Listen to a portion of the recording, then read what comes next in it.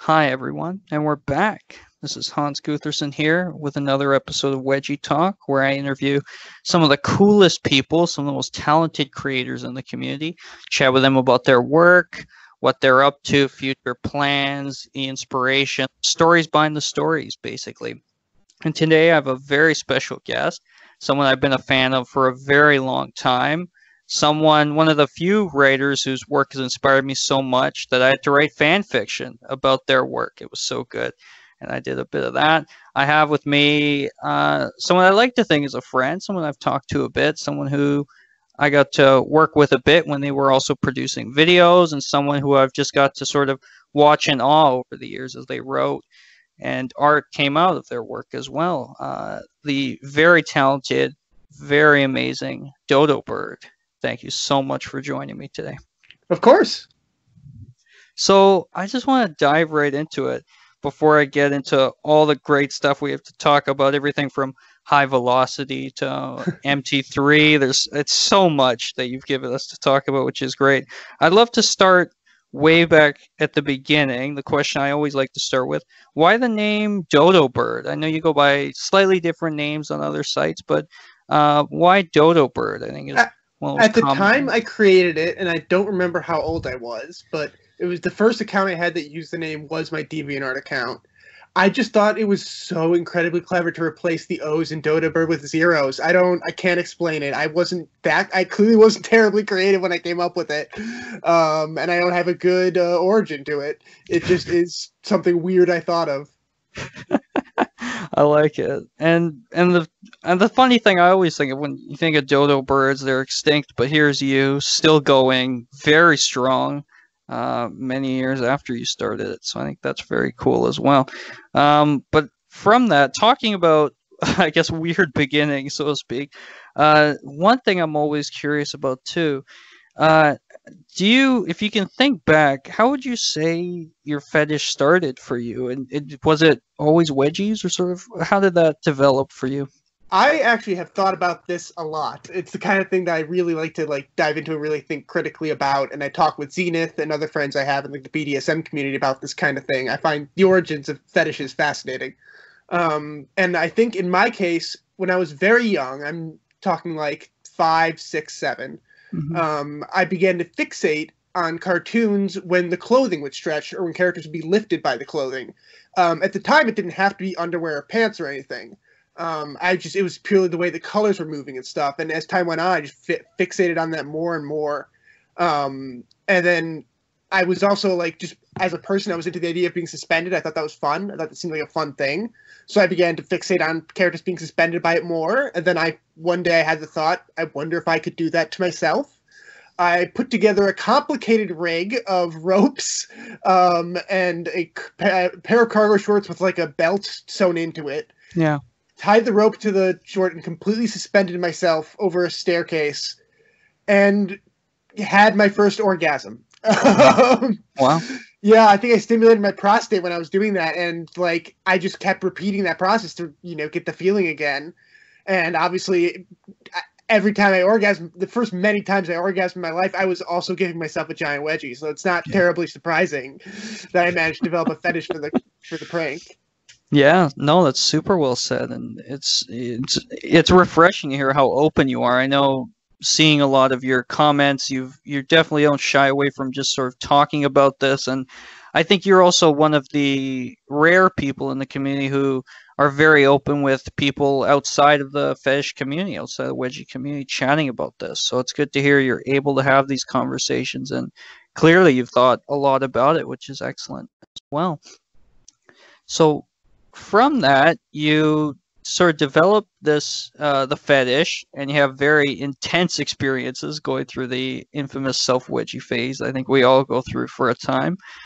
So how does writing start from there? God, I mean, I entered a period in my pubescent life, which again I'm sure many others have experienced as well, where I was just incredibly horny. I had all this horny energy, and I didn't know what to do with it. but like by that point, I knew I wanted to see wedgies. I couldn't fully explain why. I didn't actually. This is embarrassing. I didn't know how to masturbate. I couldn't. I hadn't figured it out. So I had all this sexual energy, and the only way I could release it was by suspending myself in this complex rig. So I needed to find another outlet, and eventually just became writing stories with as many wedgies in them and as many different people as possible. I love it. So, and you're not the only one. It was way late. I was maybe even high school or something until I actually masturbated for the first time, and I heard people talking about it. I'm like, I feel like I should know what this is. That's how I felt too. Yeah. That's fascinating. So you start writing, like you said, you put as many wedgies as you can into stories as possible, which I love. What a great approach to writing, period. That was how I started, for sure. Since then, I've backed off a little bit on that. I love it. No, of course, and yeah, definitely see that evolution. So I'm curious. You mentioned being so interested in cartoons and that sort of, I guess, over the top stretchiness, and starting out with, like you said, putting so many of them in. So how does sounds like almost like a perfect mix for high velocity. Like it almost all adds together for that. I'd love to sort of step back to the origins of that story and why you wanted to sort of tackle superheroes. Well, this is a fun story. I haven't thought about this in years. So I'm going to drop a bombshell right here and reveal that the character of Veil/Velocity is modeled after, like physically appears almost exactly like Zenith. Mm-hmm. It was a character Zenith began drawing for me because she knew I was attracted to her, obviously. And created this character that looked exactly like her, and would just often the way we would have sex is Zenith would tell me stories about this fictional character that looked like her, Velocity. Mm-hmm. And there were short stories, like maybe a minute or two, and like we added more characters like Catalyst and Duplica, and then we did this enough times, like I had a bunch of story ideas in my head. I wanted to create like a canon, like a definitive storyline for where they all came from. And that's when I I kind of started writing High Velocity off the cuff. I didn't really have a plan at first. But then I decided I wanted to sort of group it into like volumes, which is when I started creating like a sort of that first arc Veil has, or I guess Velocity. The character's not even named Veil in High Velocity. Mm-hmm. Velocity's first arc about sort of using the hero identity to come to terms with Zertran's identity. And that mm-hmm. was also part of, like, this is another revelation, I suppose. Zenith is genderqueer. So a lot of that was sort of, like, you know, exploring my new attraction to this new gender I wasn't familiar with at the time. That's fantastic. And genderqueer is definitely a rarity within Wedgie Fish fiction, I think. Velocity is one of the only characters who doesn't identify as sort of cisgender female, which is, I think, really wonderful to have that sort of diversity in that as well. And one thing I'm curious about, I guess you sort of mentioned it there, exploring that new gender for you was really interesting. Is it important to you to sort of capture that kind of diversity when you're writing in stories? Yes and no. When I'm writing when I'm writing for a wedgie focused thing, I'm not thinking too much about diversity. I'm thinking mm-hmm. about what's going to, like, to be frank, what's going to turn me on the most. Yeah. And I just happen to be very attracted to non-binary people. So non-binary characters work their in a lot, mm-hmm. way in a lot. But in the writing I do outside of that, where I do try to represent like the real world and like different experiences, I do actually try to put in different perspectives of different life experiences for the characters. But honestly, the reason there's so much gender diversity in my stories is mostly just because I think non-binary people are hot. You're not the only one. That's great. And just out of curiosity, you mentioned doing writing outside of the fetish as well. Is that a passion of yours? Is there specific types of writing you like doing? I mean, it's honestly not dissimilar. I've written, I don't know, probably like a couple of novel-length stories that are in their early stages. Honestly, my favorite part of writing has always been brainstorming, and that is important to me. That's a huge part of my life, is brainstorming different story ideas. That's like my entire life is built around that, I would say. And so I'm sorry, I lost my train of thought. It's okay. No, I was just remembering too. Every year, I think usually you go hard for the National November Writing Month, right? But Yeah, I try. I don't do it every single year, but yeah. Yeah. I was just Yeah, thinking of that. I would say it's important to me. Yeah, I Yeah. haven't found a way to make money off it yet, but that would be the ideal. That's the ultimate challenge. But I'm curious. So brainstorming, I think that takes a lot of different forms for people. What does that sort of look like for you? Do you write down a lot of ideas that come to you, or what's that process Evolved over look like? time. Yeah. But it always involves making like long lists, just jotting down my thoughts as I have them into a Word document or whatever. Organizing those thoughts, sort of building a timeline of a story, like slowly without having to actually write out every single passage. Yeah. Yeah, it usually takes the form of something like that. I've started actually using random number generators to like just create random scenarios for myself, just to generate them as like a writing exercise almost, to like see how I could work a wedgie into this scenario or this scenario. And that's the origin of some of my stories. Like if I write a story, if I do that and it's like, oh, here's a fantasy story with a wedgie, then I can try writing that in a fantasy story I release. Nice. So that's sort of what it looks like now. That's so cool. That's really awesome. So yeah, we talked a bit about the evolution of it. I guess I'm curious. So High Velocity, you were writing that for a few years, and it covered so many different arcs and so many different characters changing in different ways. What was that growth like for you to sort of be writing that story over such a long period of time? I like long ongoing stories. I just love them. So that's part of what was fun about High Velocity is the adventures kept going. So I'd like to just like take a moment, like, okay, now let's explore Velocity's character for the next like couple of chapters. Now let's explore Dana's character for a couple of chapters, and just sort of letting it take me where I wanted to go without having to worry about a definitive endpoint. Yeah, that's great. And then the wild thing about it, if you can call it wild, is that it comes to a point somewhat recently, it was a year or two ago, you decide you want to end the series after so long. You broke my heart. So what was the decision behind that? You decide you're going to wrap it up. Well, it was I as much as I love long stories, I love a good ending. I like when something wraps up and is complete, and I can like look at it and go look back at it and it's done. Both in my own stories and stories I consume. And so I've always wanted to finish High Velocity since the day I started it, obviously. But I sort of got myself into a corner where I started writing a storyline. I was like halfway into a storyline, and then just sort of moved on from High Velocity. I was no longer interested in writing stories where characters like fought using wedgies, which was like a big part of High Velocity. Characters would use their different powers to give each other different kinds of wedgies, and like that's how they would fight.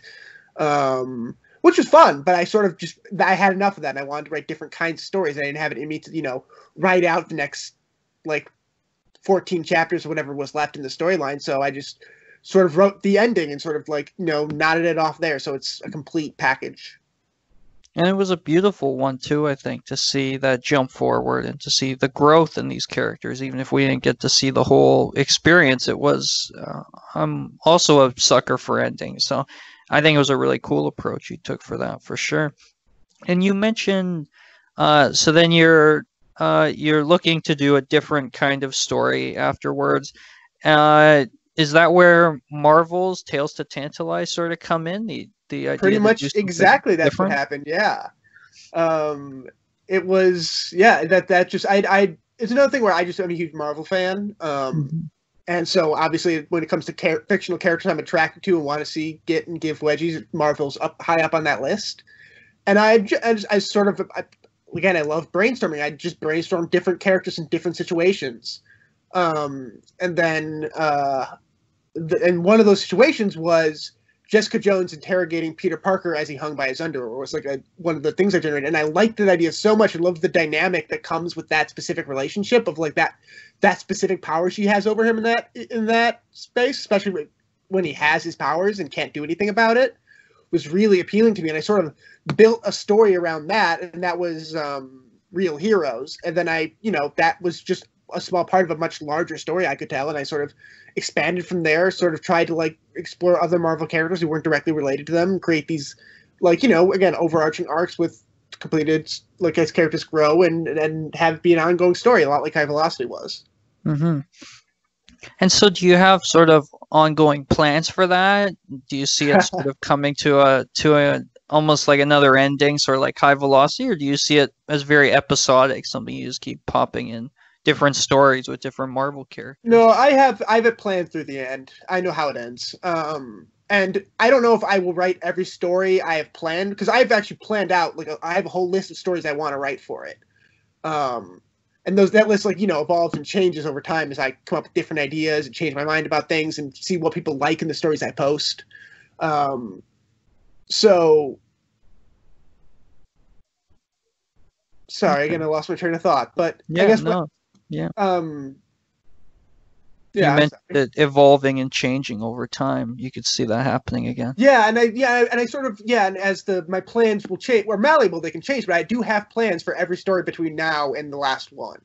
Wow. I do have like an idea for what every one of those stories will be. That can change. That obviously is, again, depending on what people like about the stories and what I feel like writing, that might change. But I do have every character's, like, every arc they have between now and the end of the story. That's amazing. And before I dive a bit more into that, I'm curious, do you have a favorite Marvel character when you most like to write about and just see in stories? It's probably Peter Parker. It's like, I mean, there's a reason I latched on to Jessica Jones and Peter Parker's, because those are my two favorites. And, any given day you ask me which one is my favorite might change. Peter's okay, so here's one way of putting it.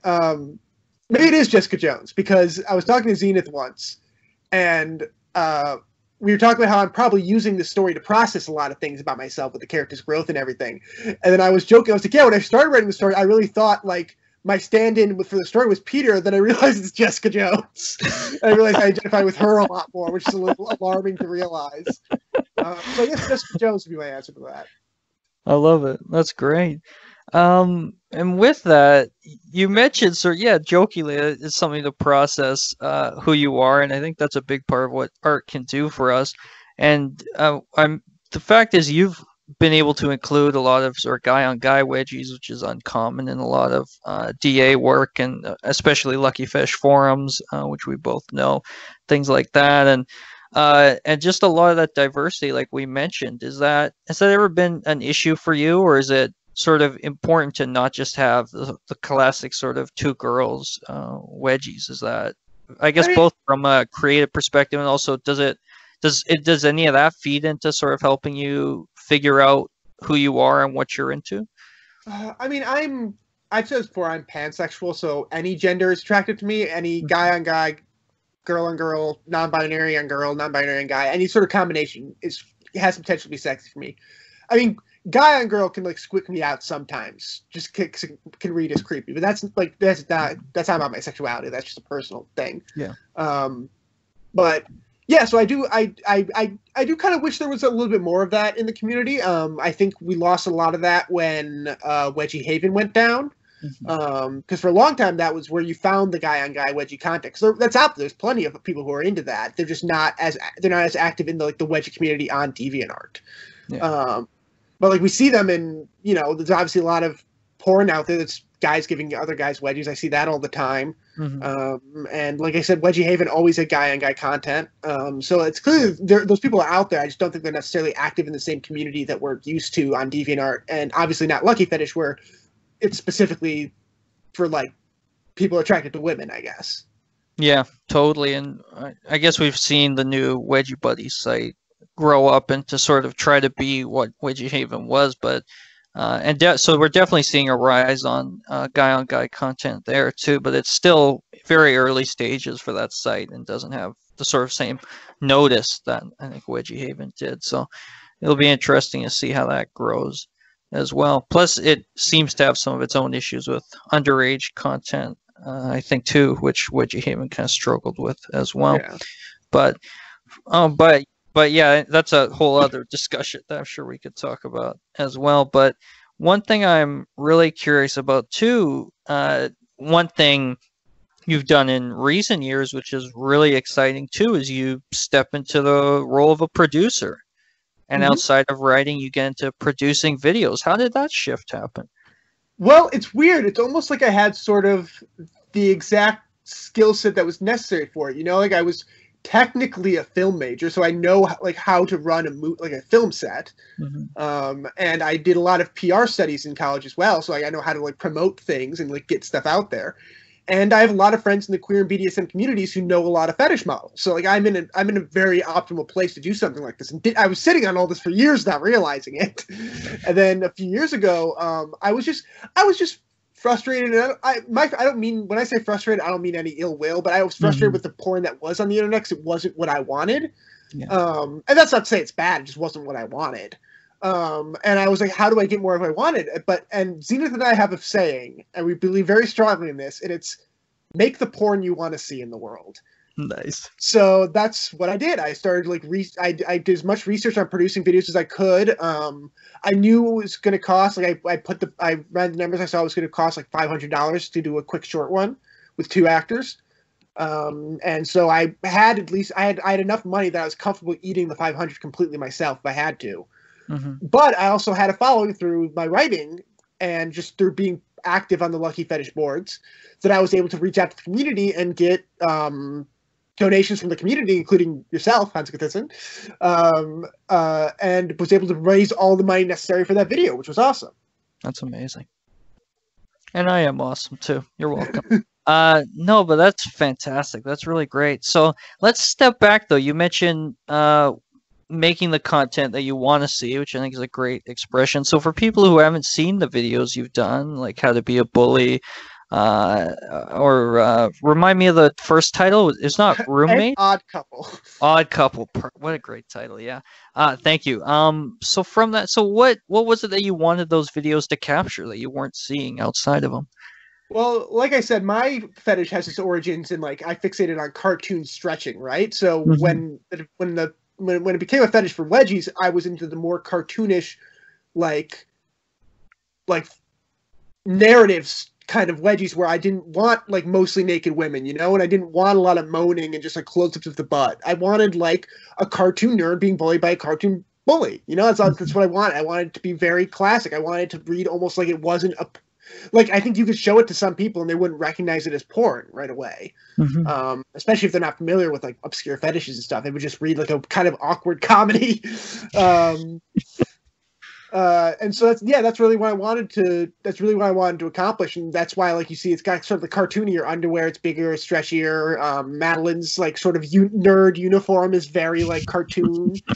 The dialogue is very silly and sort of like goofy. And we focus on like we use stretch your underwear. And we use sometimes special effects to make it look stretchier. If we need to make it look even more cartoony. And we do some that aren't as cartoony as well in there, because I know that's not everyone's thing. And especially with How to Be a Bully, I really wanted to like make it. I wanted to put something in there for everyone. So that one has a little bit more, like, it has thong wedgie in it. It has some like genuine turbo wedgies where they just really did yank and rip those off. And so, yeah. So the second one was more of a mix between what I wanted and what I thought other people in the community wanted. But it's sort of that cartooniness is really where it's rooted, I'd say. Yeah. That's excellent. And so you're, like you said, you're able to leverage the following and really get the community involved with that. Did you learn anything from making those videos that you think you might take to the future if you ever plan on making more videos? God, yes. I mean, it's countless. I couldn't name it all right here. It's countless stuff. But like it goes from like have everything pre-planned, like really just have everything down, like planned down to the minute, every angle, every shot, every line, exactly when actors need to show up, exactly when they need to be there. Make sure you don't waste their time. Make sure you're respectful. Make sure you're like upfront about what it is. Sort of. Having a, like, for instance, having a mic that isn't attached to the camera makes a world of difference. We use like little Zoom mics, which are pretty cheap and sound much nicer than if you just record on the camera. We have some basic lighting equipment that like we've learned to use that makes it look pretty good. But I would say the most important takeaway has got to be organization. You really and that's also, when I talk to models, what's one of the things they say is most porn producers don't have their shit together. And like, suddenly like a bunch of models are showing up at the wrong time and like no one's sure exactly what they're doing or what they need to be there for. And then suddenly the director has never, done a fill before, so he doesn't know how to set up a different angle to redo a shot or something. So it's, I think, really important to have all of that ready and just be prepared, and also just be prepared for things to go wrong, because they always do. It's just the nature of show business. I guess as a film major, you know that all too well, I'd assume. Yeah, well, and just somebody who does theater as well. Sure, totally. Oh yeah, the show must go on. But I love your point about professionalism, how important that is, and just from the outsider's perspective, the thought is, oh, it's just wedgie videos. What are you talking about? Miles and you'll be on time. They show up, wedgies happen in the end. But there's a lot that clearly goes into it that I don't think people understand. So yeah, well, especially if you're trying to go with narrative like we are. Like if you just want like a more traditional video where it is just sort of a wrestling match with wedgies in it, you might be able to get away with not pre-planning every single angle and every single shot, but you really still should have your shit together in terms of like when everything starts, when everything ends, what's exactly expected from the actors. Be very upfront about that. That kind of thing. Yeah, no, that makes a lot of sense. That's great insights for sure. So after those two videos, everyone, I think, was begging you to make more. I think everyone was asking when the next video was coming. I'm sure you got inundated by some of that. But then stuff happens, it sounds like. At the time, some stuff just wasn't happening for you. Are there plans to sort of make new videos, or is that sort of that chapter closed for you, do you think? There are plans for more videos. In fact, we have started filming. Wow. I don't want to give too much away about what the videos are, or like the nature of how I will be distributing them, because I'm still working those out. Mm-hmm. But as you can tell, I haven't been fundraising like I have in the past. The past two videos were crowdfunded. These are not, and I'm going about it in a slightly different way. And again, I'm still not certain about some things, so I don't want to do too much. But I would say in the next month or so, you should start to hear more about it, if everything goes right. That's super exciting. Now you're teasing me. That's great. That's super cool stuff. So I want to step back from all that for a minute too. As we sort of mentioned, as we're hearing here, you're very open about your gender, your sexuality, something that people often struggle to come to terms with. And I think having a wedgie fetish just adds another layer to that, being very difficult for people to chat about that. Is that perception that I have, that you're open about this, that you sort of come to terms with who you are, is that accurate, or is that still something you're struggling with? I think anyone who knows me or has read some of my posts knows I'm pretty open about who I am. I'm pretty like self-assured, and especially in terms of gender and sexuality and stuff. And I guess on the note, I do want to say that, like you mentioned, that having a wedgie fetish on top of that complicates it further. It really, it's more comparable than I think a lot of people think. Like, the experience of realizing I had a wedgie fetish is extremely similar to the experience of realizing I was pansexual. Like, those were very similar experiences. And I honestly think having the wedgie experience first prepared me for realizing other sexual things about myself when I was older. Mm-hmm. And how is that? You mentioned, I'm curious, how does that work? Is it just you realize, unlike some people who say, look at this one gender that's super hot, you see everyone as sort of just hot? Like, how's it's probably the question's probably coming off poorly, but I'm just curious how you come to that realization and how it's sort of similar to finding out you like wedgies. It took me far longer than it should have, because I was absolutely masturbating to videos of men giving each other wedgies like in high school. Like I was, but I was like, I'm straight. This is fine. Like this is normal. I just memorized when episodes with people I found hot were getting wedgies on TV, and they were usually guys, and watched them, like a straight person does. But it was honestly Zenith. It was honestly Zenith who really helped me realize it. In part because realizing like I'm attracted to Zenith, and Zenith is not strictly speaking a woman. Zenith is genderqueer. Like recognizing that is that's clearly I can't be straight. I'm attracted to more than one gender. And then like sort of like looking back in retrospect and realizing, oh yeah, I'm into wedgies primarily, and gender is like a side note. It's also relevant, and yeah, it absolutely plays a factor. Masculinity and femininity also have their like unique attractive qualities to me. But it was just sort of looking back and realizing that, and just sort of like realizing it opens up so much potential for different kinds of characters and stories too, which I liked. I love that. That's great. And yeah, it sounds like it opens up your life and your writing, which is some really great benefits. So it sounds like Zenith was a help for you for that. So for people sort of trying to figure out who they are in terms of gender, sexuality, or just sort of coming to terms with the fetish, do you have any advice for them on how to make that process easier? Uh, I think that especially when it comes to the wedgie fetish, it is not nearly as weird as we think it is. It's like I know like when you have the wedgie fetish, it feels like this really bizarre thing we have that like is so weird and so strange that no one could possibly understand it. And there are people out there who don't understand fetishes. That's true.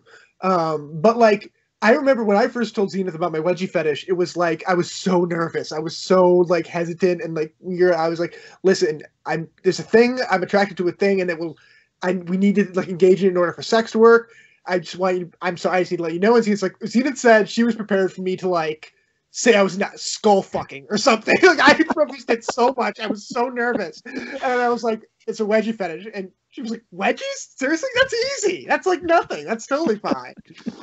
So really, honestly, wedgie fetish is not that weird. It's just. I mean, it's okay. It's weird, but it's not like freaky. It's a pretty tame fetish, really, at the end of the day. And there's something wrong with fetishes that are untame either. But I think it's worth noting that like wedgies feel when you have a fetish that's so different than everyone else, it feels like there's something wrong with you. That's not dissimilar to like being attracted to a gender you're not supposed to and feeling like there's something wrong with you. But I think it's just important to remember that this fetish is really completely healthy. It's not a freaky thing at all. That's beautifully said. And something I think a lot of people need to hear at one point or another. So that's really fantastic. And it also sounds like the moral of the story is that Zenith is the best person ever. So we have that. I'm curious too about how you two have been together for a while, and it's been one of the probably best relationships we've seen in the community because so much art's come out of it. And it's whenever I talk to you or I hear about it, it's always so positive. So I'm just curious, how did you two sort of meet and come together, and how did it? I guess you inspired her to start making art for the community too? I mean, okay, so we met in college. We both did theater. We were both involved in film to some degree. And there's like a whole story to like how we met and how that became a friendship, which later became a romantic relationship. And I don't want to get into too many of the details. Sure. But like by the time we started dating, like I knew Zenith was kinky. Like it had come up. And so, which that also helped with me coming out. Excuse me. It also helped with me coming out to her about my wedgie fetish. But so that would have been like, God, 7 years ago now. We've been dating for about 7 years. And she knew about the fetish, and she was already like a cartoon artist. Like she already loved like drawing in her notebook, and she always was like, you know, she has a DeviantArt account that isn't like porn, that she has put art on as well. So she loved drawing like long before this, like she was putting it out for the wedgie community specifically. And one year as I believe it was I want to say it was a birthday present. Zenith drew that picture of Velocity in the red jacket hanging from a tree, which again, as I've revealed on this podcast, Zenith does look pretty much exactly like Velocity. Excuse me. So it was sort of a present. Like Zenith drew a picture of effectively herself in a wedgie situation that she knew I'd find attractive. It blew me away. I thought it was so amazing that I could like have this art of someone I was attracted to, produced by someone I was attracted to, and it was good art. And I realized that I told him, like, you know, you could, like, people in the wedge community would want this art, so you should make more. We can post it, and I bet you could even get commissions for it. And I suppose the rest is history. Yeah, super well said. And it is, and her art obviously picked up and was so great. And whenever we got to see it for High Velocity and now Marvels, right, MT3, it's always a great treat, which is fantastic as well. So that's really amazing to hear how that comes together. That's awesome. So we covered a lot here. One thing I'm curious about too is we touched a bit about future plans. It sounds like you have a lot planned for MT3, which is super exciting. And now we know videos are also on the way at some point. Beyond that, is there anything you were thinking of exploring or different stories in mind outside of the work you're doing, or just future plans like short or long term that you're thinking might be cool to explore in the community at any point? I mean, I'm always sort of throwing out different story ideas. I'm always sort of brainstorming different. I don't finish a story for every brainstorming session I have. So I have like a bunch of ideas laid out in documents that I might, tap into and write stories from, mostly centering around like the 20 like OC characters that I write about, who are by and large like taken from the cast of High Velocity with some changes. Mm-hmm. And so like those stories might come out. I've definitely thought about writing DC comic stories as well. Mm-hmm. I don't have as strong of a connection to that as I do to Marvel. So I suppose we'll have to wait and see if that's something I really want to dedicate my time to, as far as fan fiction goes.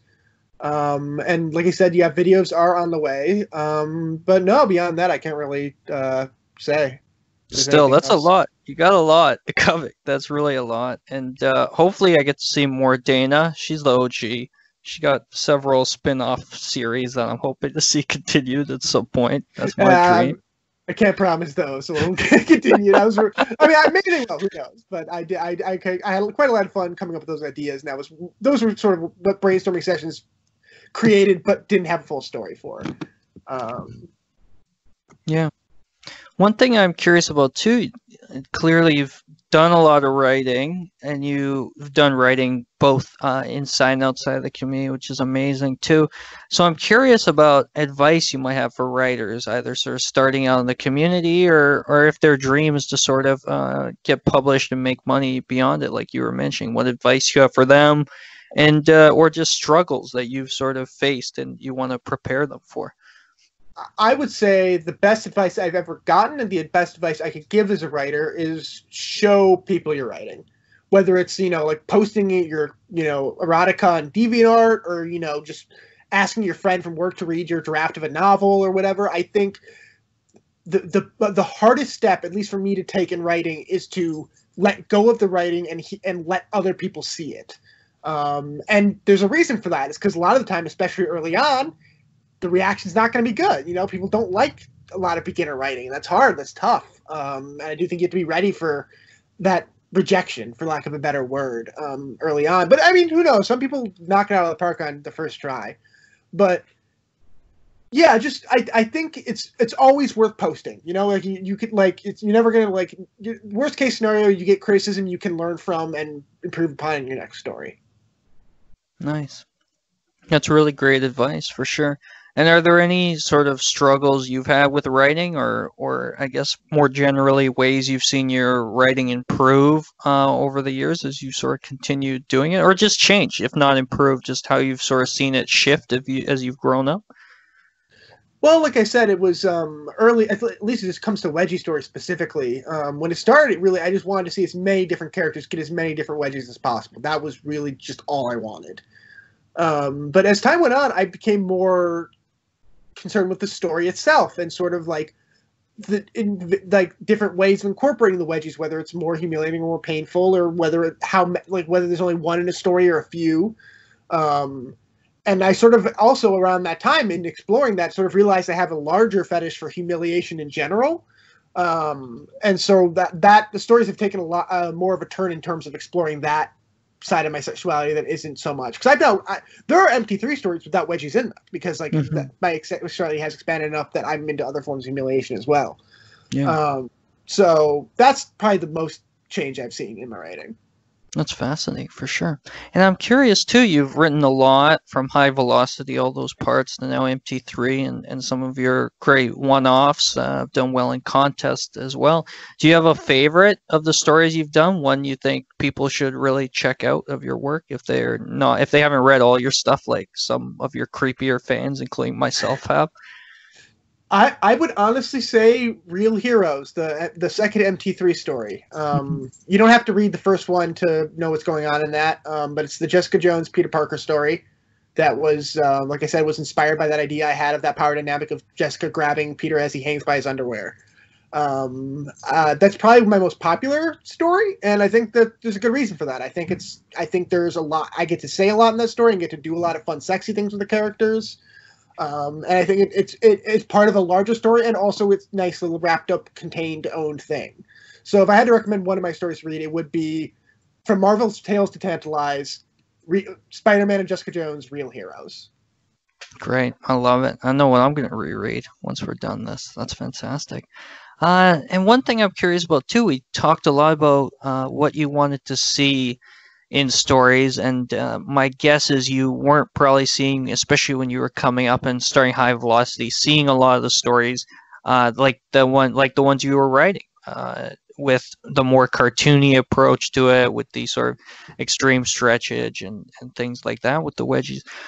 So I'm curious, do you have a sort of favorite stories that you've read, or that you've or favorite writers that you sort of come back to in the community over the years? Oh, I'm terrible about reading stories, man. I have read several over the years, but it's just there's something, and again, there's not no. It seems so hypocritical because obviously I post a lot of stories, but like it can be hard for me to read anything that was written for a sexual purpose because I can't get it out of my head that it's sexual, which makes it hard for me to like enjoy it. Okay. But that's like my own personal hang up. So unfortunately, I don't have necessarily a favorite story or writer out there. That's okay. That's okay. That's cool to hear that. And I was more thinking it might just have been because none of them were sort of doing, or sort of taking that approach that you want to see. But it's definitely something to read a lot. And I know even with DA's new system, it's hard to keep track of everything. So, but great to see you're still writing and being very active with that, and just being such a strong part of the community throughout, which is awesome as well. So I think that answers all my big questions. I appreciate you taking the time and being so open as always, and so insightful, talking about your work and some of the history there. I'm curious, do you have any sort of, we chatted a bit about it'd be great if there was more guy on guy content, but do you have any sort of general thoughts, concerns, or sort of questions about the community you wanted to air, or things you think worth talking about more, even if not here, you just think conversations should maybe begin in the community?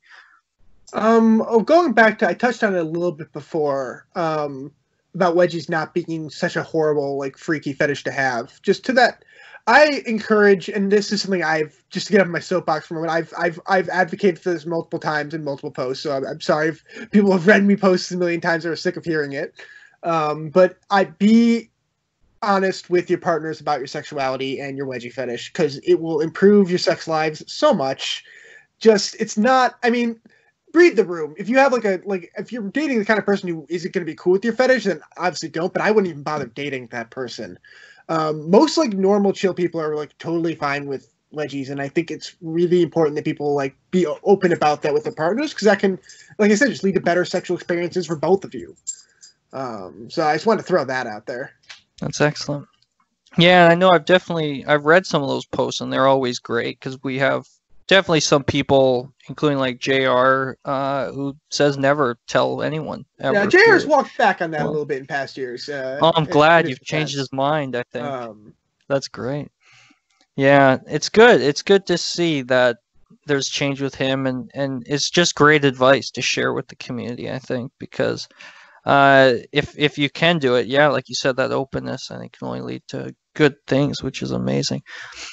Is there anything, d0d0bird, that we haven't touched on that you think people should know about your work, your writing, videos, or anything else that you think when it comes to you people should know about, or just work of yours they should check out? No, you were pretty thorough. You pretty much covered everything I've got. That's my job as your super fan. I have to know everything, which is great. But this has been so amazing getting a chance to chat with you. And again, I really appreciate your openness and your insights. I can't wait to hear more about the videos when you can tell us more. And I can't wait to read more of your stories when they come out. And starting with Real Heroes, I'm going to reread that right away. So thanks for recommending it. And just thanks so much for taking the time to chat today. Of course. Thank you for having me. Thanks. And thanks everybody for listening. Definitely check out d0d0bird, and let's all wait in eager anticipation for what comes next. Thanks, and take care. Bye for now.